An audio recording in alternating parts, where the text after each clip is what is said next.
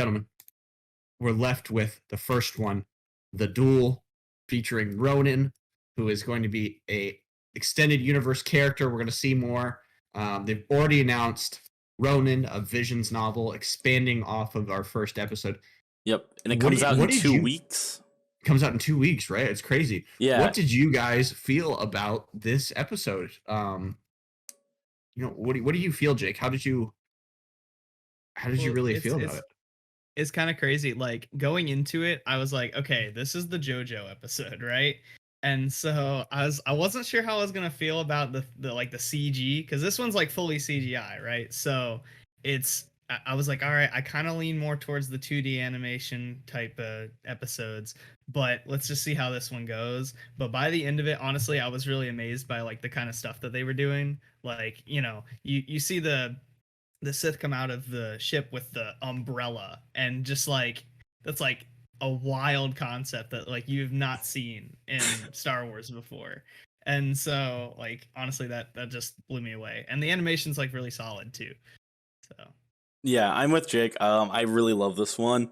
I think this is the perfect episode in terms of, oh my god, this is cool, but thank God this isn't canon sort of deal, because it makes you ask so many questions. It's Star Wars in so many ways, and so not Star Wars in so many other ways, right? Yeah, and I think you're touching on a really good point there, that this episode stretched what it meant to be Star Wars, and a couple others did that. There's no doubt about that. But I think you raise a good point there that I hadn't really considered, that really this episode went for broke on what they could push to keep it in that Japanese style best. It's legit. It's a mini Kurosawa film with lightsabers, and it's got its own little great Star Wars homages. It's got, it has the mixing of the music from Duel of Fates while there's an epic battle on moving platforms. It's got the little reference to, I don't know if you guys saw, but it has the poster for the original Star Wars in the background on a theater in the building. Oh, cool. We've gotten our 2 unit. He has whistling birds that we saw in like Mandalorian, and we saw all these different alien races. We saw a Celestian, like a Doug. We saw a Tusken Raider. Yeah. And I'll let you finish out your point. I want you guys to talk about all the good reasons you enjoyed this before I just play absolute devil's advocate. But yeah, I don't know. It was very different. I liked it, and it was just kind of, I don't know, it was pretty to look at, man. We gotta talk about the villain with that like Afro samurai vibes, dude. I did love that, actually. That was so cool. I loved the ending. Also, we're just gonna spoil these because they're shorts, so if you haven't seen them. But yeah, and I think what's important with the spoiling is that these are experiences. So I recommend that you all watch these if you haven't already, because they're really pushing the boundaries of what it means to be Star Wars. And I think we're going to see a lot more of this style of concept. But anyways, get back to what you're saying, Charles. Oh, yeah. Oh, shoot, what was this? You guys were just talking about the art style.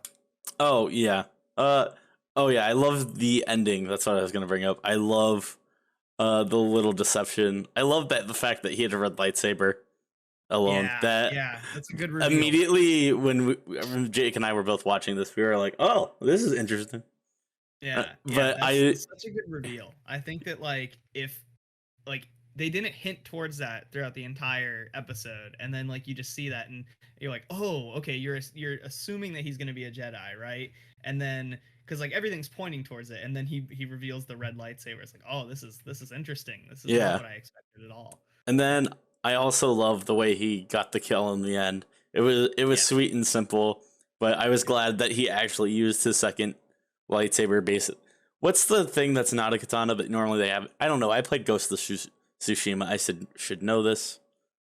Where you have your katana and then you have the shorter blade that's like a knife almost, but it's a little longer. Kunai? No. The kunai or the kodachi? I think it's kodachi. It's probably a kodachi. Yeah. But yeah, I like that he was able to use that and substitute that in, trick her, get the kill. And then he gave the Crystal the Kid. He gave the Oh yeah, that was good. I like and that. then he gave the really weird umbrella thing Yeah. to the man whose shop got Just the attachment. absolutely flipping obliterated. Yeah. All right, gents. Last but not least, are you ready? Is that your points for the duel? Because I think so. I'm about to unleash. All right, All right. so let me say this. I actually do agree A with several Tonto, things that's you're what it saying. was. It was a Tonto. I think they're really pushing what it meant. The duel pushed what it meant to be a Star Wars story. I think there are some cool notes there, and in terms of the action, it was fun.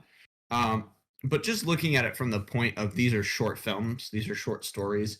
There wasn't really a lot going on, and the story itself, the plot was to serve getting to a really cool action scene.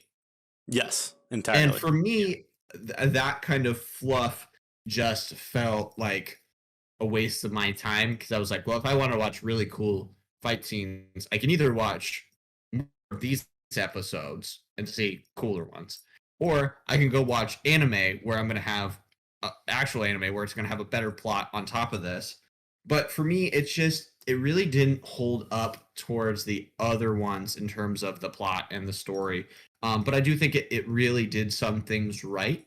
I think it pushed what meant to be Star Wars, and I think questioning what it meant to be a Sith and really giving that depth was a very interesting take that none of the other stories took. A lot of the focus was placed on becoming a Jedi, where in this one it was just, hey, is he a Sith? Is he not? Is he just a Force adept? Is he just a crystal collector? We don't know. But it puts a lot of stuff out there. And just from the style of their animation and their dialogue and stuff like that, it came off a little stilted to me.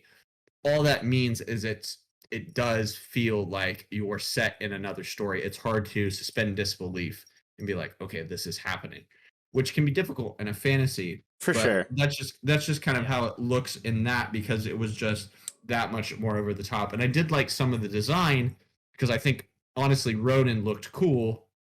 Some people, including my fiance, were not as happy about his hair just freestanding, but that's anime.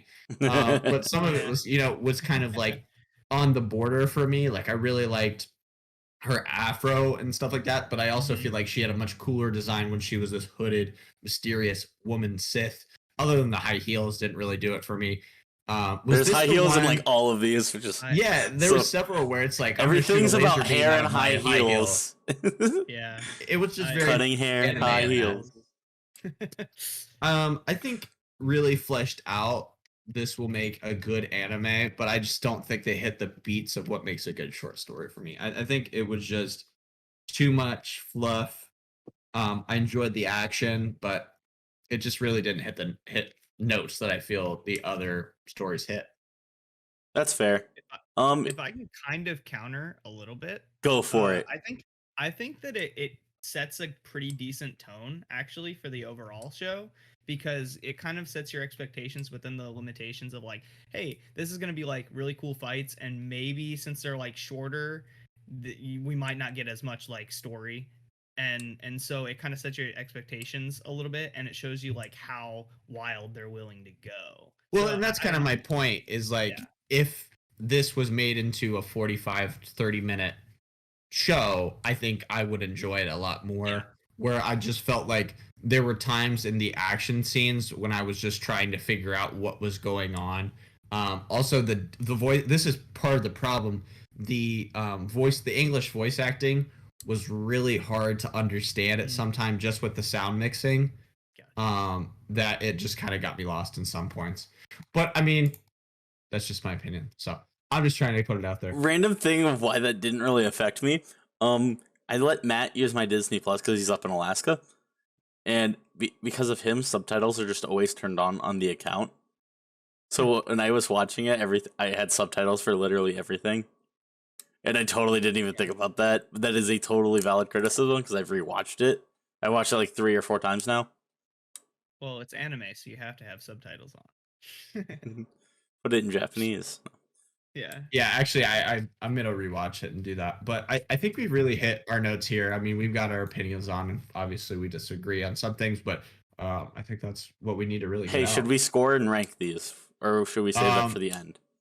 I mean, I will literally tell you mine, and this is a 2 out of 10 for me. That's Oh, very wow. low. That's very low. I think it's actually kind of middle of the pack. If I'm grading like these from like 1 to 9, I'd say probably like a 5, something like that. But yeah, I'd say it's very like middle of the road. I liked a lot more. I liked some of them a lot more, and I liked some of them a lot less. So